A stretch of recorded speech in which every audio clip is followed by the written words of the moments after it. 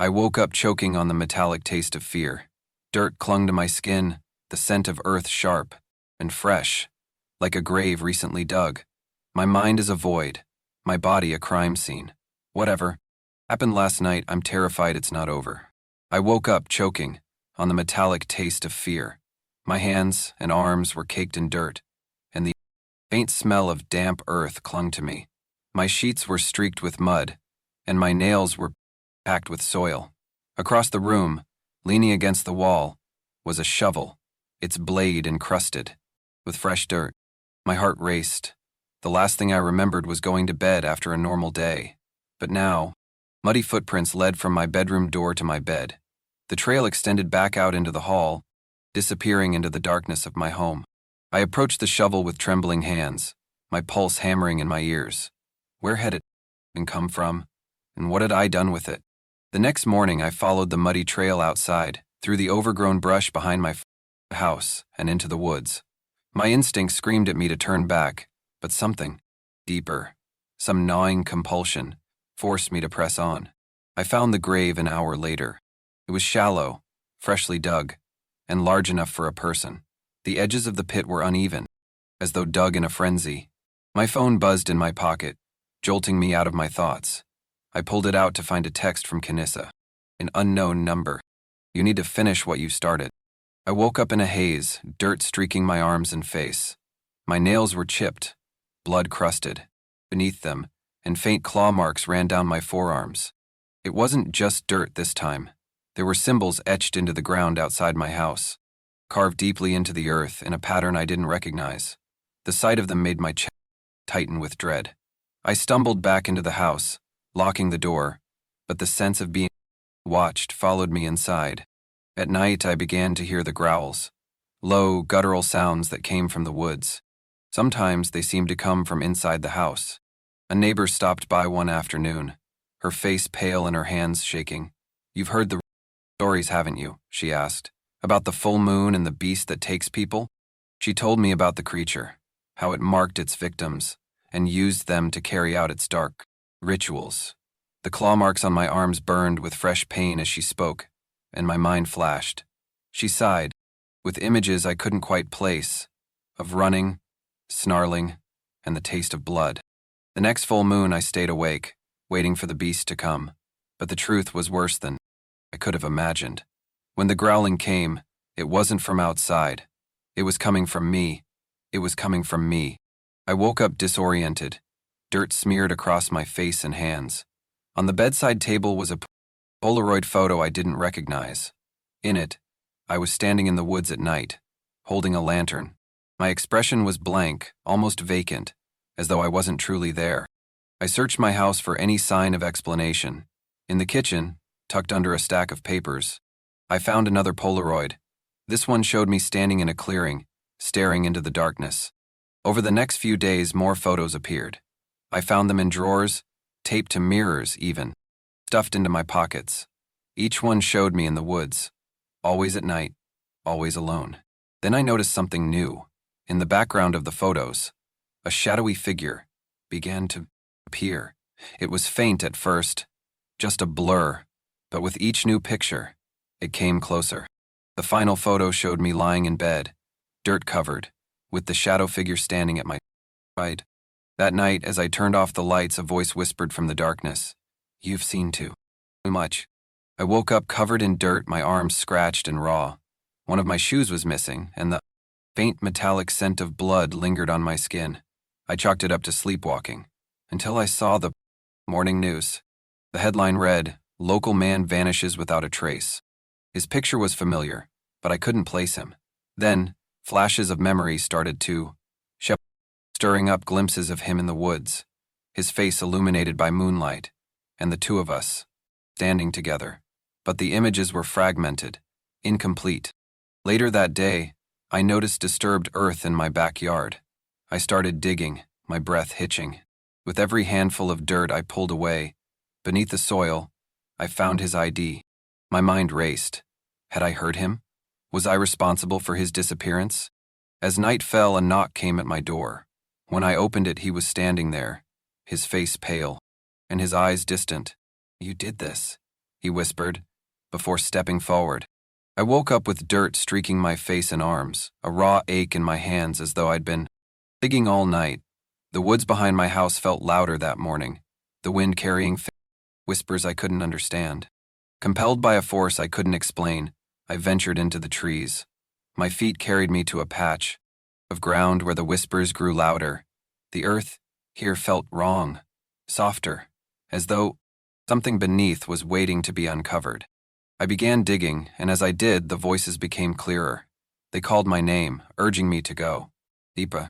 My shovel struck something hard, and I unearthed an old, decayed chest.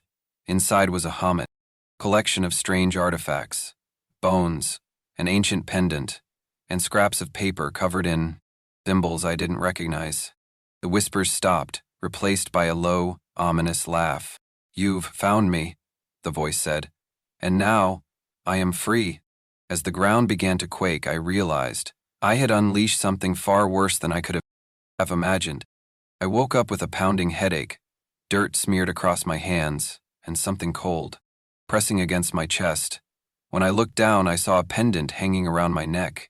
It was unfamiliar, an intricate piece of jewelry with a dark stone that seemed to pulse faintly in the dim light of my room.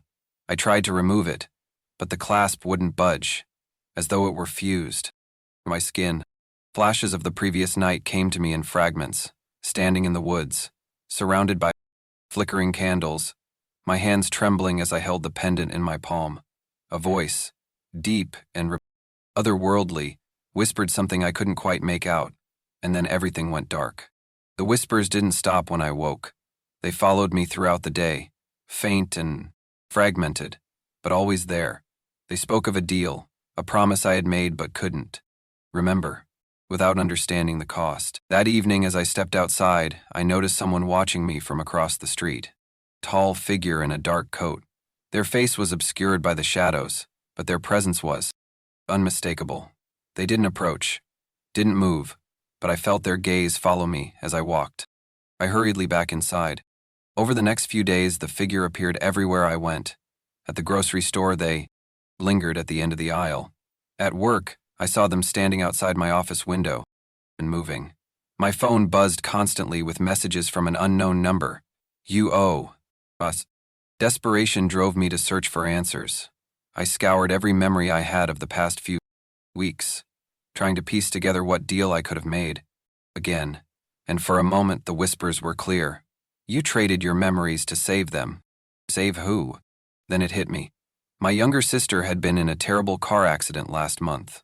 The doctors had said her survival was a miracle, one they couldn't explain. A cold realization washed over me. I had saved her, but at what cost? The stranger finally spoke to me one night. Hollow, their voice dripping with malice.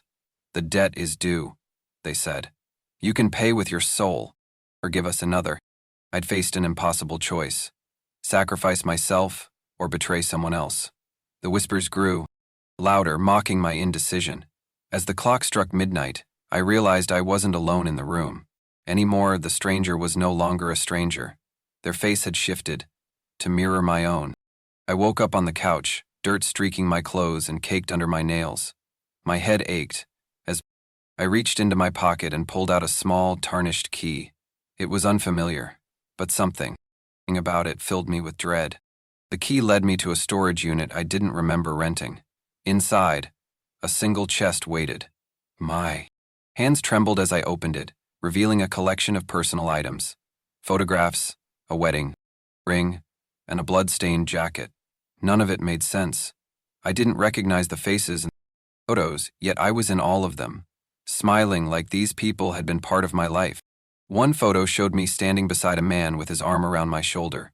On the back was scrawled a date from 3 years ago, but I couldn't remember anything about that day, or the man. As the days passed, flashes of memory began to surface. A fight in the woods, an argument, turned violent, the feel of cold steel in my hands, though it were hiding something terrible. I couldn't resist the pull any longer. Dirt gave way too easily, and soon I hit something solid. It was a bag, a black, heavy bag. I tore it open, and the stench of decay hit me like a freight train. My phone buzzed in my pocket. The message read, "You can't bury the past forever." The first thing I noticed when I woke up was the burning sensation on my arm. Dirt was packed under my nails, and when I looked down, I saw a strange symbol carved into my forearm, crusted with dried blood. The dreams had been getting worse. Every night, I found myself standing in a circle of candles, chanting words I didn't understand. A figure loomed just outside the light, a tall, shadowy presence with glowing eyes. I started keeping a journal, hoping to make sense of the dreams, but the entries I found weren't in my handwriting. They described rituals I didn't remember performing, sacrifices I didn't remember making. The name The Watcher appeared again and again, scrawled in jagged letters. I tried staying awake, but sleep always claimed me, and every night, the Watcher drew closer. One night, I woke up to find the symbol glowing faintly on my arm. The air was thick with the scent of sulfur, and I wasn't alone. The Watcher stood at the foot of my bed, its eyes burning into mine. It leaned forward, its voice a low growl. "You are mine now." I woke up with dirt streaking my face, my feet sore and blistered. The faint sound of whispers lingered in my ears, like echoes carried on the wind. The muddy footprints outside my home led to the woods, but they weren't mine. Something, or someone, had led me there the night before. I found an old journal in my attic, filled with entries about a creature that lured people into the forest. The author described it as an ancient entity that demanded memories as payment, erasing its victims' pasts until they became hollow shells. The whispers grew louder as I walked deeper into the woods, leading me to a clearing where the air felt heavy, charged with an unnatural energy. The entity appeared, a shifting, amorphous shadow. "You owe me," it hissed. "Give me what's mine." I woke up the next morning clean and safe, but the whispers were still there. The muddy footprints outside my door had returned, and this time they led inside. The clock on the wall read 3:06 a.m. My breath came in shallow gasps, the metallic taste of fear sharp on my tongue. The mirror in front of me reflected someone I barely recognized. Dirt-streaked face, hollow eyes, trembling hands clutching a crumpled piece of paper. The note, written in my own shaky handwriting, read, "Don't trust them." Who was them? My memories were a swirling fog, fragments of faces and places that didn't. Other strange people make no sense to me. Make sense. The photos I found earlier, me in strange locations, with strangers I couldn't name, were scattered across the table. Each one felt like a ghost reaching out, accusing me of something I couldn't remember. I stared at the mirror again. For a moment, my reflection didn't move. It just stood there, its face failing to make eye contact with mine. I frowned at the look, watching, a cold smile curling its lips. I stumbled back, the note falling from my hand. Then came the knock. It was soft at first, almost tentative, but it grew louder, more insistent, until it echoed through the house. My legs refused to move, my body rooted in place by a primal terror. The knock stopped. Silence stretched, thick and suffocating. I let out a shaky breath, but before I could take another step, the door creaked open on its own. The hallway beyond was shrouded in darkness, but I could feel a presence, heavy, oppressive, and cold. A voice whispered my name. The sound came from everywhere and nowhere, like a breeze threading through the walls. I backed away, my legs trembling. My heart pounded in my ears as shadows began to stretch across the floor, reaching for me like skeletal fingers. Suddenly, flashes of memory hit me like lightning. I saw myself walking through the woods. Under a pale moon, my hands covered in dirt. I was digging, but I wasn't alone. There were others, faceless figures surrounding me, chanting in a language I didn't understand. The whispers grew louder, overlapping until they became a roar. "You can't escape. You never could." I turned and ran, stumbling through the house, but every door I opened led back to the same room. In the mirror, my reflection moved again, stepping closer, until its face pressed against the glass. Its lips twisted into a sinister grin as it whispered, "It's always been you." My vision blurred, the room spinning around me. When I opened my eyes, I was outside, kneeling in the woods, my hands clutching the same shovel from before. The pit before me was freshly dug, the dirt soft and black. Inside the pit was a body. It was me. My head spun as I stumbled back, my mind unable to process what I was seeing. Then, the figure from my dream stepped out of the shadows. Its form was shifting and fluid, its eyes burning like coals. "You tried to bury it," the figure said, its voice dripping with malice. "But you can't bury the truth." Before I could scream, it reached out, its hand plunging into my chest. The world dissolved into darkness. I woke up gasping, dirt caked under my nails, the crumpled note in my hand. My clock read 3:06 a.m. The photos were back on the table. The knock came again. The cycle had restarted. But this time, something was different. The photos on the table had changed. The whispers grew louder, and a cold shiver ran down my spine. The last photo showed a shadow behind you, its hands reaching out. If you dare, share this story. But remember, every time it's told, the cycle begins again. Could you be the next one to wake up covered in dirt, unable to remember what you've done? Are you sure you're safe tonight? Or will you wake up with dirt under your nails and no memory of the horrors you've unleashed?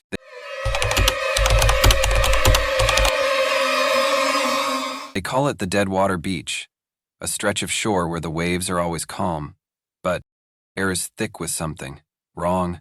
I've seen people step into the water and vanish without a ripple, their screams swallowed by the sea. The worst part? I've never found a single body. And no one's calling for me. The first day on the job at Deadwater Beach felt off. The sand was pristine, the waves calm, yet something about the place made my skin crawl. Locals had been unusually vague when I asked about the beach's history. "It's quiet," one man had said, avoiding my eyes. But sometimes quiet isn't good. I shrugged it off. Beaches were supposed to be quiet in the off-season, right? Yet, as the hours passed, the uneasy feeling didn't fade.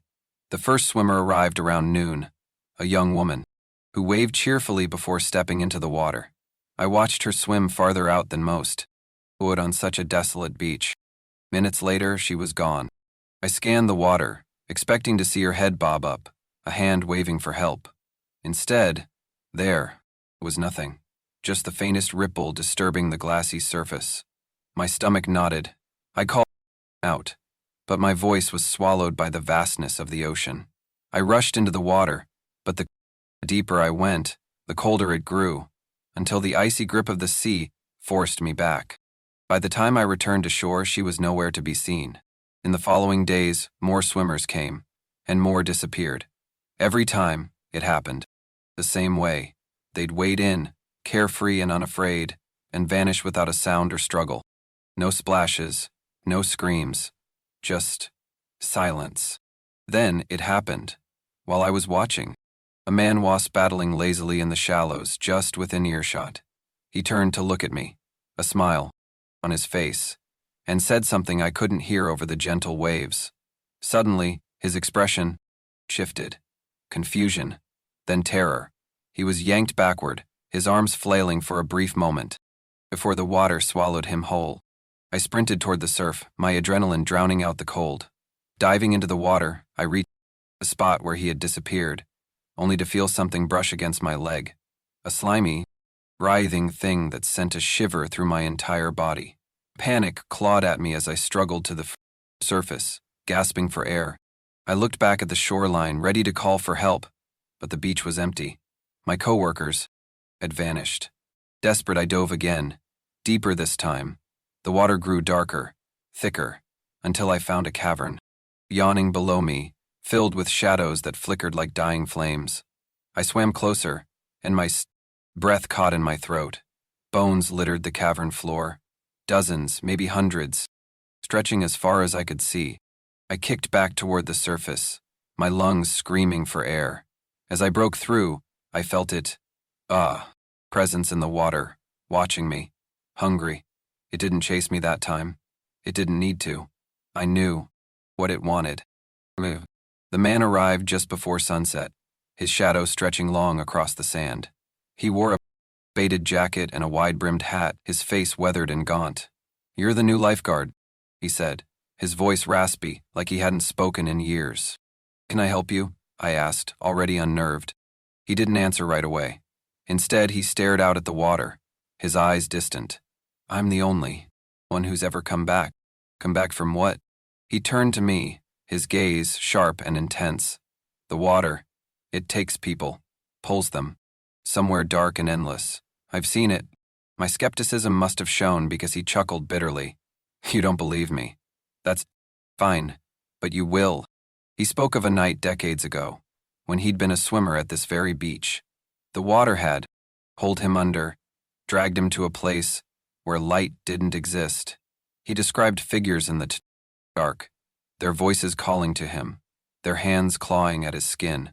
Somehow he had escaped, but he'd been haunted ever since. "Why come back?" I asked, chills running down my spine. "Because it never lets you go," he said, his voice barely above a whisper. That night, I couldn't sleep. His words echoed in my mind, mingling with the faint sound of waves crashing against the shore. When I finally drifted off, the dreams began.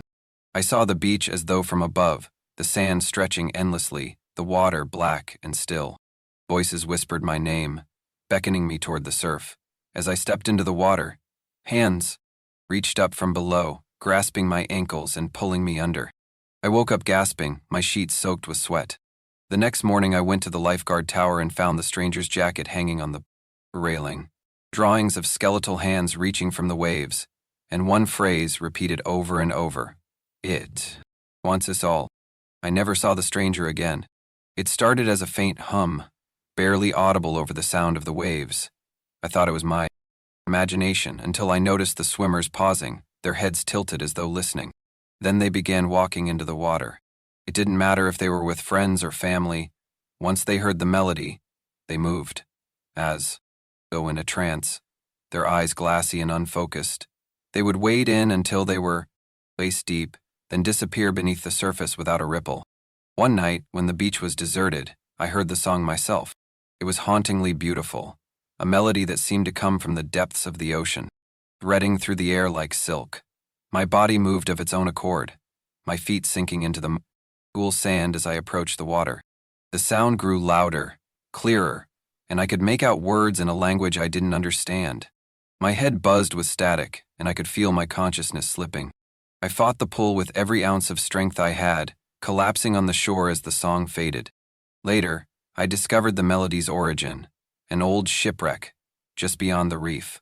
Locals spoke of a captain who had cursed the sea with his dying breath, his voice forever bound to lure the living to their deaths. I swam out to the wreck one night, determined to break the spell. Inside, I found him, a skeletal figure, clutching the ship's wheel, his jaw frozen in an eternal scream. The song stopped, but as I swam back to shore, I realized I was humming the melody. It wasn't over. The first time I saw them, I thought they were just tricks of the light, long, dark shapes gliding silently under the waves, always just out of focus. At first, I convinced myself it was nothing more than schools of fish, their shadows stretching with the sun. But deep down, I knew better. It started with a swimmer, a young boy playing in the shallows while his parents relaxed on the beach. Water was calm, the perfect day for the beach, until it wasn't. The boy froze mid-splash, staring down at the water. I leaned forward, squinting to see what had caught his attention. Then I saw it, a dark, sinuous shadow moving beneath him. It was too big to be a fish, and it circled him with unnatural precision. Before I could react, the boy screamed. I leapt from the tower and sprinted to the shore. The parents were already running toward the water, but the boy was gone. The shadow had vanished with him, leaving only ripples in the surf. I dove in, searching frantically for any sign of him, but the water was murky, the sand kicked up by invisible currents. Something brushed against my leg, a fleeting, cold sensation that sent shivers up my spine. I surfaced, gasping for air, and realized the parents were staring at me with wide, desperate eyes. "Where is he?" the mother screamed. I had no answer. Over the next few days, the shadows grew bolder. They lingered closer to the shore, their shapes shifting and flickering in ways that defied explanation. At night, I began seeing them.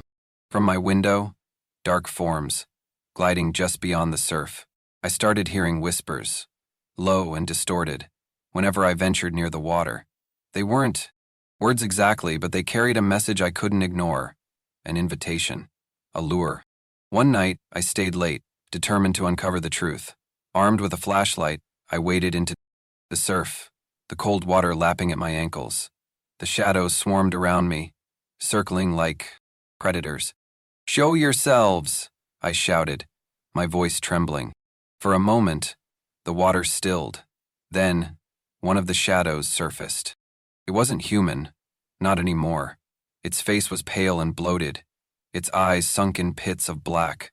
It reached for me with skeletal hands, its voice a guttural rasp. "Join us." I stumbled back to the shore, my flashlight flickering. When I looked down, I realized my reflection in the water had changed. My eyes were as black as theirs. The whispers began, faintly, so faint I thought they were the wind. At first, I didn't pay them much attention. The beach was always filled with strange noises, the rustle of the grass, the rhythmic crash of the waves. But these whispers were different. They spoke my name. One morning, as I walked along the shore, I heard it clearly for the first time. "Help us. Help." I froze, scanning the empty beach. The voice was soft, almost plaintive, and it seemed to come from the water. I stepped closer, my heart pounding, but the voice faded into the sound of the waves. The next day, the whispers returned. This time, they were louder, overlapping and chaotic, like dozens of voices all speaking at once. "Who's there?" I called out, my voice trembling. Whispers stopped, replaced by an eerie silence. That night, I dreamed of the beach. The water was dark, the waves unnaturally still. Shadows moved beneath the surface, and as I watched, faces began to rise from the depths.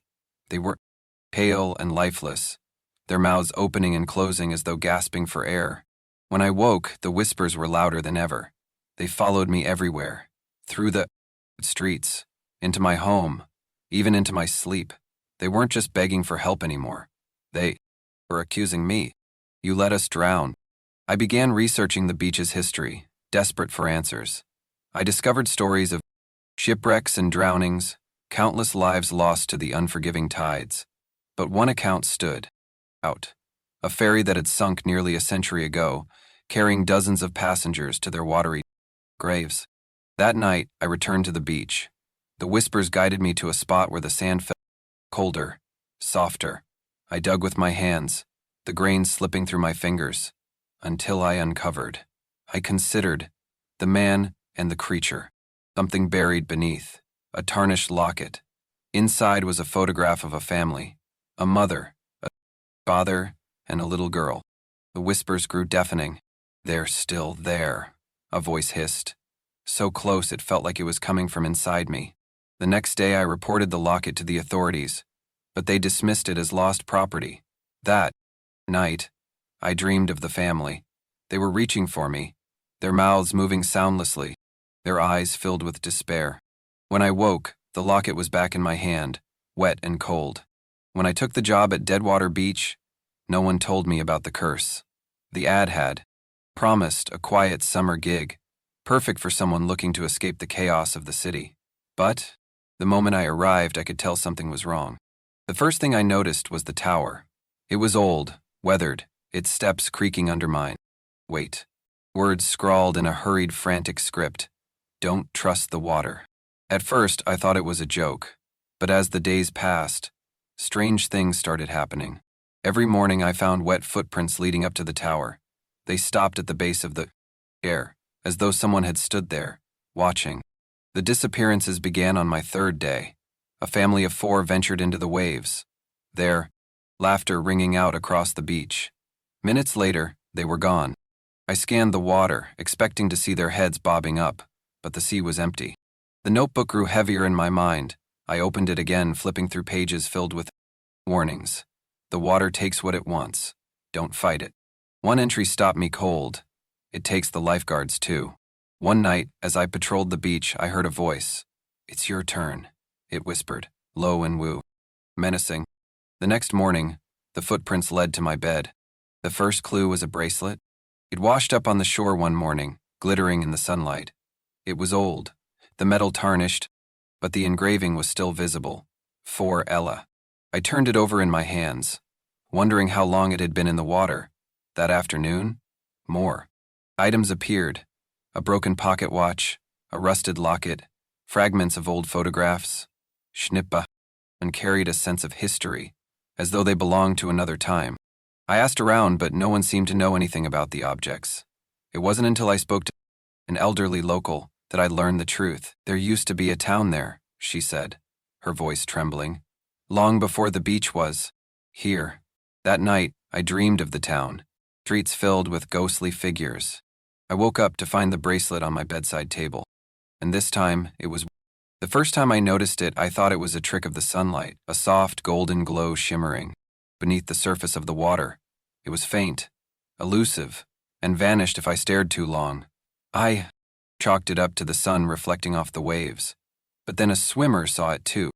Do you see that? She asked, wading further into the water. I glanced at her, following her gaze, to where the glow flickered just beyond the sandbar. It's beautiful. Before I could warn her, she was gone. She disappeared so fast, I didn't even see her head dip beneath the waves. Just a sudden emptiness where she had been. The glow lingered for a moment longer, as if mocking me, before fading into the depths. To see glittering treasure beneath the waves. Golden coins, precious jewels, the lure of something too valuable to resist. Others described hearing faint music, a melody so sweet it pulled them forward, step by step, until the water swallowed them whole. I tried to warn people, but they didn't listen. The glow seemed to cast a spell, clouding their judgment and drowning their fear. I stood helpless, as one by one, they were drawn into the water like moths to a flame. Desperate for answers, I spoke to an old sailor who frequented the dock near the beach. His face was weathered, his eyes clouded with age, but his voice was steady. You've seen it, haven't you? He asked. I nodded. The image of the golden glow still burned into my mind. They say it's cursed treasure, he continued. The hull of a ship that went down centuries ago. The captain made a deal with something deep, something dark, to save his crew. But the sea doesn't grant mercy for free. Now it uses the treasure to lure the living, feeding on their souls. That night I stayed late at the beach, waiting for the glow to return. When it did, I waded into the surf, my flashlight in hand. The golden shimmer danced just beyond my reach, retreating as I approached. I dove into the water, following it into the depths. The temperature dropped sharply, the light, from above, fading until I was surrounded by darkness. The glow grew stronger, illuminating the wreck of a massive ship. Its hull was encrusted with coral and barnacles, but the gold was unmistakable. Gleaming coins, scattered across the seabed, jewels embedded in the rotting wood. The sight was mesmerizing and transformative, and for a moment I forgot why I was there. Then I felt it, a presence. The water around me grew heavy, pressing against my chest. Shadows moved at the edges of the glow, and a voice whispered in my mind, "Take it. It's yours." I reached out, my hand brushing against the treasure. A searing pain shot through my arm, and I realized the gold was alive, pulsing, writhing, as if it were part of some great, sentient being. I kicked away, desperate to escape, but the shadows followed me, their hands clawing at my legs. I broke the surface with a gasp, the golden glow fading behind me. When I reached the shore, my hand was covered in golden flecks, tiny fragments of the cursed treasure. The glow still haunts me. Even now, I catch glimpses of it in the corner of my eye, shimmering, faintly, as if waiting for me to return. The beach seemed normal at first, just a stretch of sand, lapped by gentle waves. But the longer I worked there, the more I noticed things that didn't add up. High tide came at irregular intervals, sometimes flooding areas that should have been safe. Whole stretches of sand would disappear overnight, leaving behind only jagged rocks. And then, there were the footprints. They appeared one morning, leading from the water's edge into the dunes. At first I thought they belonged to a swimmer, but the prints were wrong, too deep, as if the person who made them was impossibly heavy. I followed them, my curiosity outweighing my fear. The trail led to a cluster of rocks that seemed to shimmer in the morning light. When I looked closer, I realized the sand around them was damp, as if it had just been submerged, even though the tide was out. Then I heard it, a faint hum, almost like singing, coming from the water. I turned back toward the ocean, and for a moment, the beach seemed to shift. The horizon tilted, the waves pulling back to reveal a stretch of sand that hadn't been there before. Darker than the rest of the beach, its surface untouched by footprints or debris. I stepped onto the new sand, the hume growing louder. The air felt heavier, as though I were walking into a place I didn't belong. Suddenly the ground gave way beneath me. I fell into freezing water, the current pulling me down with terrifying strength. My vision blurred, and when I finally surfaced, I wasn't on the same beach anymore. The sky above was gray and churning, and the shore was lined with jagged cliffs. The sand beneath my feet was coarse and black, and the water was eerily still. I wasn't alone. Figures stood in the distance, their forms hazy and indistinct. They were watching me, their faces hidden, but their presence undeniable. I called out, but my voice was swallowed by the hum. Silence. Then they began to move, stepping closer, their shapes solidifying. Their faces were familiar. Too familiar. They were the swimmers who had disappeared. "You're not supposed to be here," one of them said, their voice cold and hollow. The others began to surround me, their hands reaching out, their eyes empty voids. I ran. When I woke, I was back on the original beach, my clothes damp and my body trembling. But the sand beneath me wasn't golden anymore. It was black, and it was spreading. The swimmer's faces burned into my memory. He was young, barely out of his teens, with dark eyes that seemed to pierce straight through me. Head slowly to meet my gaze. "Don't go out too far," I called from the lifeguard tower, my voice breaking through the sound of the waves. He didn't respond. Instead, he waded deeper, the water climbing to his knees, then his waist. His movements were slow, deliberate, as if he were testing me. My gut twisted. Something about this wasn't right. I climbed down from the tower and sprinted to the shoreline. Finally, he stopped. Standing chest deep in the water, he turned to face me fully. A crooked smile spread across his face, but it wasn't reassuring. It was a challenge. "Come on," he said, his voice eerily calm. "You're the lifeguard, right? Save me." Before I could respond, he sank beneath the surface. No struggle, no splash. Just gone. Panic surged through me as I dove into the water, swimming toward where he had disappeared. The water grew colder with each stroke, the kind of cold that seeps into your bones. I shouted his name, my voice muffled by the waves, but there was no answer. Then, I felt it, a tug at my ankle. I kicked wildly, my heart pounding, but the grip tightened. It wasn't a hand, not exactly. More, like a tangle of cold, slimy tendrils wrapping around me, dragging me deeper. My lungs burned as the light from above faded, replaced by an unnatural glow. I broke through into a cavernous space beneath the ocean, a place that shouldn't exist. The walls shimmered with a faint, otherworldly light, and the air felt thick, heavy, as though it didn't belong here. The swimmer stood in the center of the cavern, his back to me. "You shouldn't have followed," he said, his voice hollow and echoing. He turned slowly, and my breath caught in my throat. His face was no longer human. His features had twisted into something grotesque, his eyes black voids that seemed to devour the faint light around us. "I wasn't drowning," he continued, his voice almost a hiss. "I was waiting. For you." The tendrils tightened around my legs, pulling me toward him. I clawed at the water, at the empty space around me, but there was nothing to hold on to. The cavern seemed to close in, the light dimming further as the shadows around him began to take shape. They weren't shadows. They were figures. Dozens of them, their faces blank and pale, their hands outstretched. They reached for me, their cold fingers brushing my skin, and I knew with absolute certainty, these were the ones who had disappeared. "You're part of it now," the swimmer whispered. "The beach doesn't just take us, it keeps us." The figures surged forward, their hands pulling me down, their voices a cacophony of whispers. My vision blurred, and for a moment, I thought I heard my own voice among them, screaming for help. I woke up on the shore, the morning sun warming my face. My clothes were soaked, my body shivering, but I was alive. Or was I?